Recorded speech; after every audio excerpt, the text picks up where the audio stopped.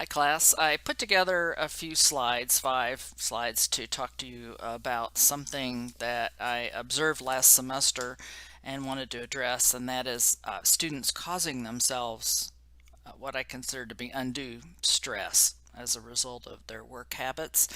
And I would just like to share some philosophy about that. And what we are going to talk about in this segment are the 7 habits of highly effective people. This is a very famous book by Stephen Covey. It came out about 30 years ago and it's been used um, heavily in organizations that strive to make people more effective within the organization. In fact, I had a couple of day course on this when I worked in industry because they felt it was important enough that the employees should spend their time thinking about these habits and applying them to the workplace so that they can be more effective. I included a link in the slide if you want to know more about each of these. That gives you a lot more information. I'm sure there's a book at the library on it. It's a very famous book and very useful for developing your skill set in both academics and once you get a job. So, what are the 7 habits? Let's talk about those. The first one is to be proactive. That is to identify things that might be an issue and fix them before they're a problem. Take action so that you'll get the outcome that you want and don't just be blown back and forth by the wind. Basically, you're taking responsibility for your life and the outcomes that happen and not blaming others for everything that happens. Number 2 is begin with the end in mind, and that is have some idea where it is you want to go so that you can get there. If you've ever watched a young kids soccer game, sometimes they lose track of what it is they're supposed to be out there doing. At least I remember this with my older son when he was playing soccer. The kids would run around and sometimes like forget what they were supposed to do, sit down and start picking clover or talking and not, moving the ball to the end zone. And it would be kind of humorous. They were losing track of keeping the end in mind. You're in college. You may not know for sure what you want to major in or what exactly you're going to do when you get out, but you know that you want the type of job a college degree can get you versus whatever job you may be doing now or have done in the past. And so that's keeping the end in mind. You have to keep that end in mind or you're not going to sit and do the homework that is required because there's always other things that you could be doing, fun things, but you keep that end in mind and achieve your goal. Number 3, we're going to talk about in more detail, and that is putting first things first. If you're proactive and you know where it is you want to go, then you can better prioritize and not just fight fires all the time. You're doing what is important to do. Those first 3 make you more effective as an independent individual, and grooming those and fostering those in yourself will help in your independent performance. The next 3 deal more with team and how you interact with other people. Number 4 is think win-win. So when you're in a situation with other people, you should be thinking about what's the solution to maybe a problem or a conflict where everybody can win, or you and maybe a person you're having a conflict with can win so that you're not constantly being competitive in a interpersonal situation and like I'm going to win and you're going to lose.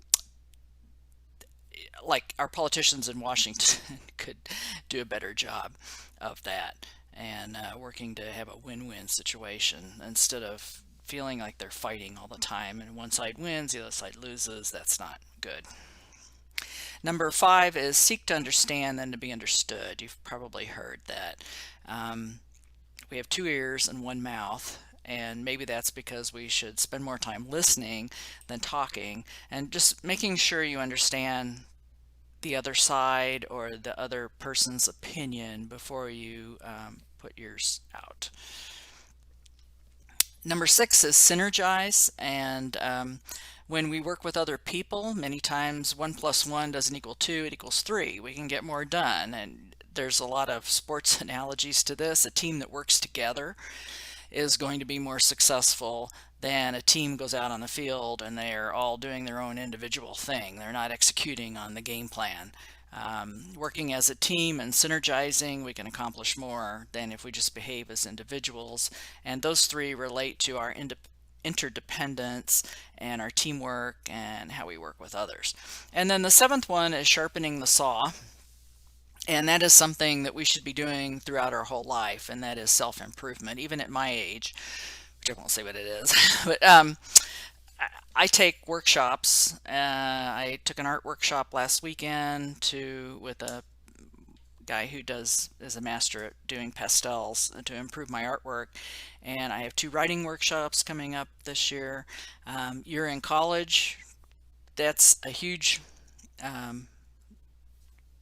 goal towards sharpening the saw and improving yourself. So that's number 7. And what we're going to spend some more time talking about is number 3. That's putting first things first. And if we put first things first, when that means prioritizing based on you're going to be proactive and make sure that you're working on what it is important so that you can achieve down the road what it is you want to achieve. And so we want to make sure that we're getting done what needs to get done and working on what's important versus wasting our time and not accomplishing anything. So if we, this is a famous quadrant, we can put everything that we do during the day into 4 boxes. And so everything you do, some things you do are important and some things are not important. Some things are urgent and some things are not urgent. And so everything can fit into one of these 4 quadrants.